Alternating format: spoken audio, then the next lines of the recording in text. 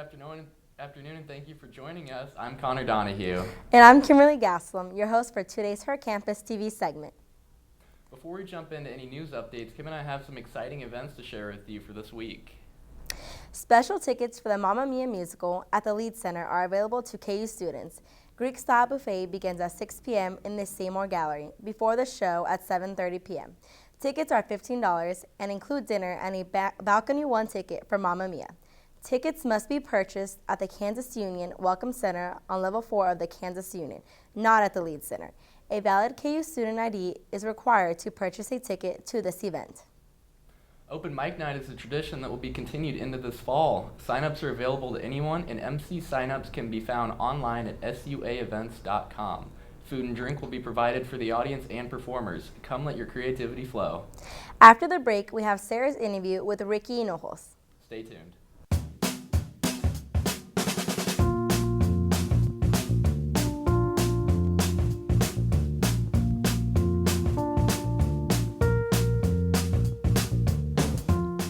Shop local in the heart of the city, you support the people that make our community thrive. The money you spend here stays here, in this place we call our home. Lawrence, Kansas, where there's good old-fashioned hometown pride. Eat local, drink local, shop local. Hi, welcome back to Her Campus with Campus Celebrity. Today I'm here with Ricky from Pike, and we're just going to talk a little bit about Greek life and what you might or might not expect from Greek life. So welcome to the show. Thank you. Thanks for having me. Okay, so you're a Pike, and right now Pike is a colony. So can you tell us a little bit about why you rushed Pike? All right, so freshman year I lived in the dorms, and it was cool and all. I met some pretty cool people, but some of my best friends that I moved here to Lawrence with, they rushed some other fraternities, and I noticed the fun they were having, just the activities they were doing, getting involved on campus. And I kind of wanted to get involved in that. I didn't want to end up at my graduation day and being like, dang, I wish I could have done more.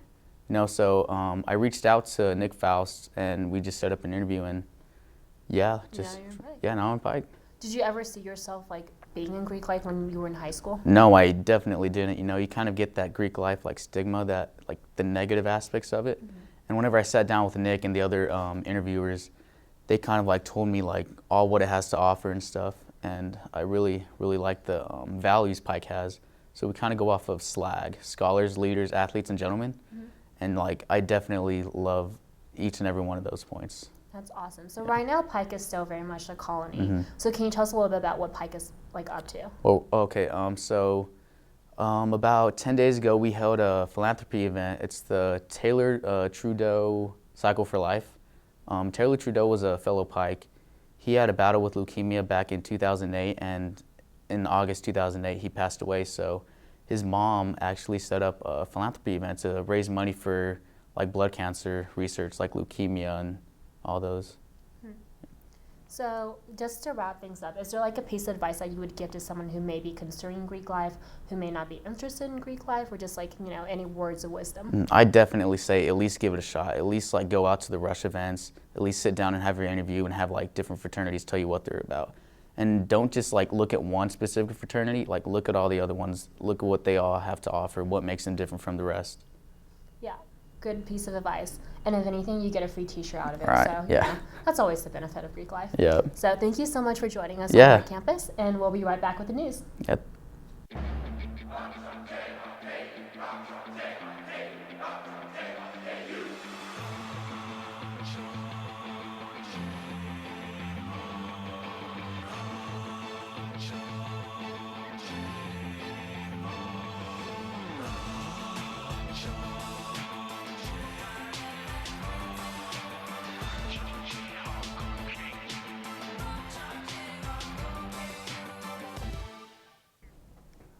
On Wednesday, November 11th, Chancellor Bernadette Gray Little moderated forum on race where Rock Chalk Invisible Hawk presented diversity demands.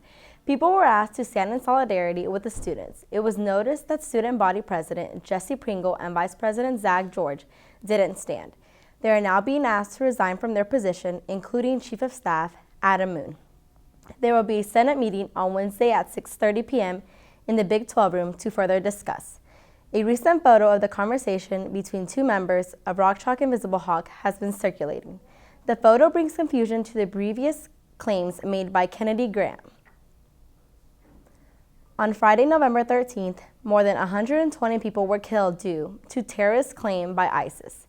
President Francois Hollande declared war on Monday and proposed to spend more on public safety in response to the attack. Mes chers compatriotes, au moment où je m'exprime, My dear countrymen, at the moment that I speak to you, terrorist attacks of an unprecedented level are happening in the Paris area. There are dozens dead, there are many injured. It's a horror. We have, at my command, mobilized all possible forces so that we can neutralize the terrorist threat and secure all the areas that could be affected. I've also asked for military reinforcements in the Paris area to be sure that another attack cannot take place. I have also called a cabinet meeting, which will take place shortly. 2 decisions will be made. A state of emergency will be declared, which means that certain areas will be closed. Moving through these areas will not be allowed. The state of emergency will be declared throughout the country. The second decision I have made is the closure of the borders. We must be sure that nobody can enter to commit whatever acts they may wish to, and at the same time that those who have committed these crimes can be apprehended if they are trying to leave the country. That's about all the time we have left for today. We'll be back after the break to learn what to wear to class during these unpredictable weather days, all here on HCTV.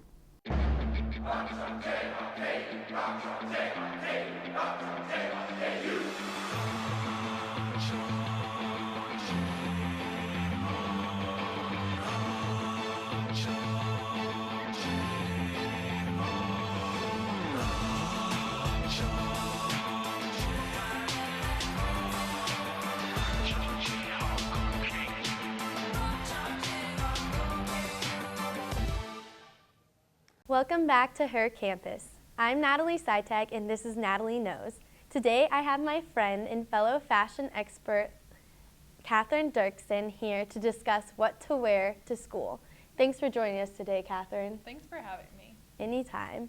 Now I know we have touched on the fact that here at KU you don't really dress up that much for class, but I think we need to establish what's too much and what's, not enough for a typical day of school. So how do you dress for class usually?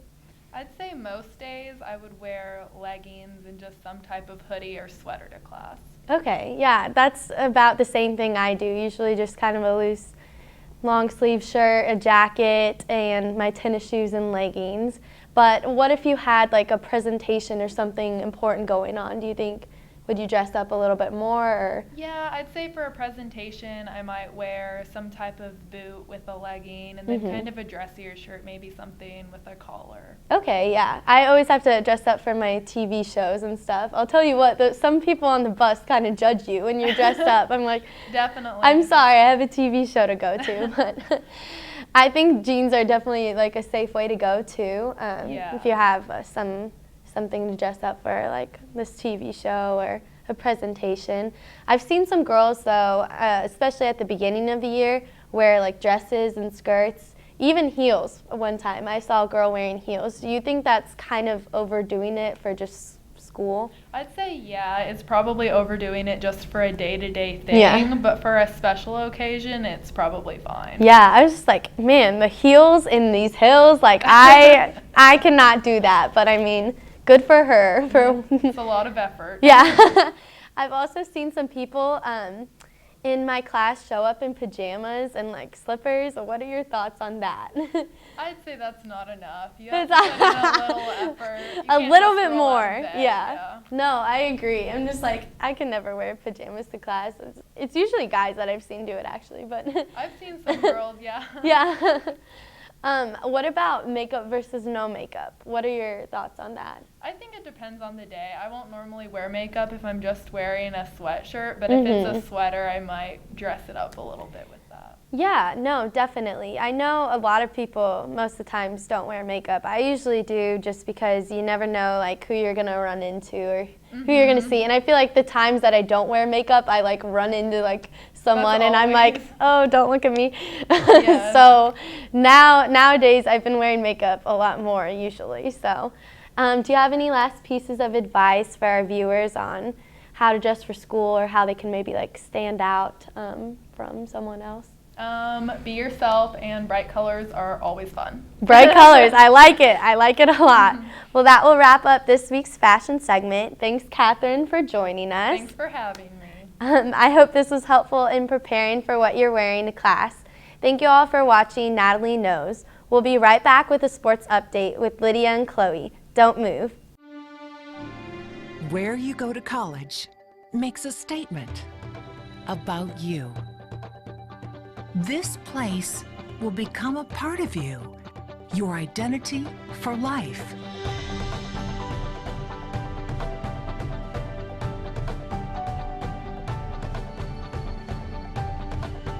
The University of Kansas, a great place to be you.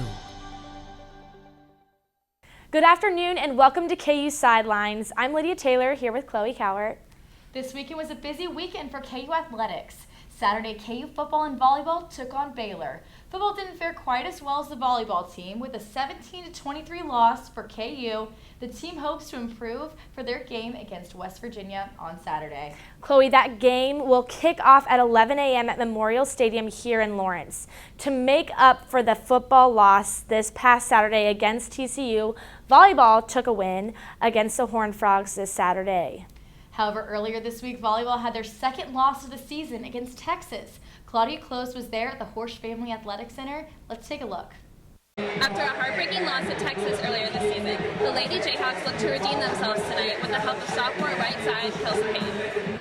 The KU volleyball team put a lot of heart and soul into their match against the University of Texas Longhorns. The Lady Jayhawks had been dealt their first loss by the Longhorns back in October and weren't looking to add another one Wednesday night.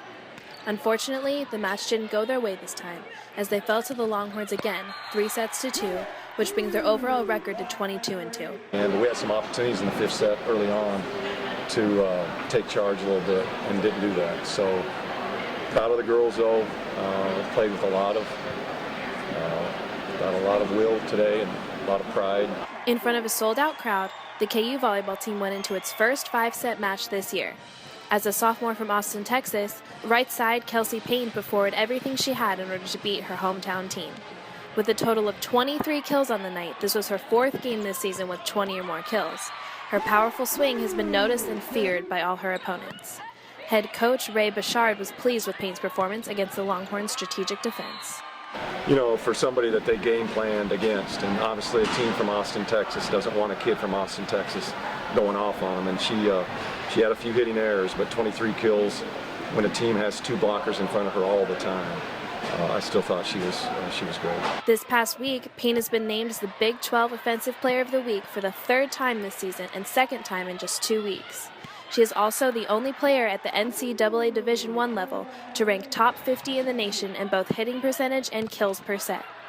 In the match against Texas, both Payne and senior outside hitter Tiana Dockery had a night for the record books as they had a combined total of 41 kills in 17 days.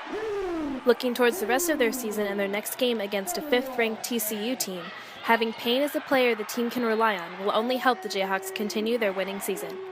Reporting for KU Sidelines, I'm Claudia Close. The Jayhawks match against the Longhorns was a close one. This was KU's second loss of the season to Texas. KU will take on West Virginia this Saturday at 2:30. They hope to continue their record-setting season with a win. Yes, and I'm really excited to see that game. KU women's basketball, on the other hand, had their home opener on Saturday against Texas Southern. They took a win against the Tigers in Allen Fieldhouse for their first real win of the season. Jen Halverson has more from Sunday's game. After 2 wins in exhibition play, the Kansas women's basketball team hosted Texas Southern University in their first home opener of the season. Despite leading TSU by 11 points at the half, the game took a close turn early on in the fourth quarter.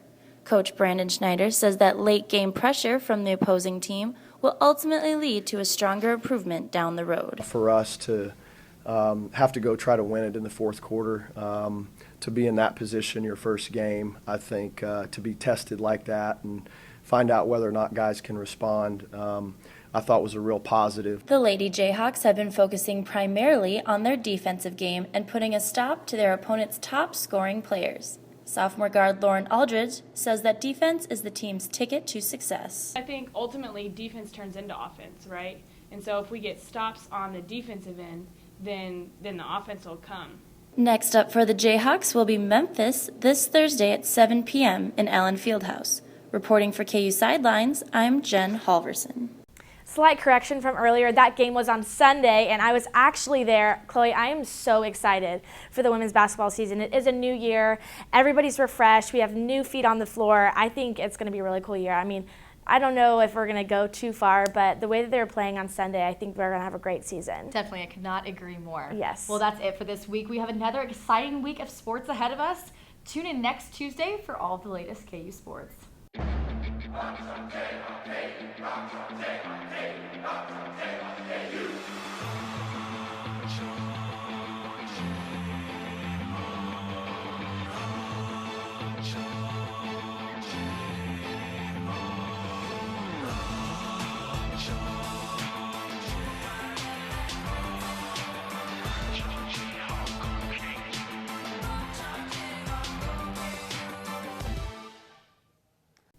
Thanks to Lydia and Chloe for that KU Silence update.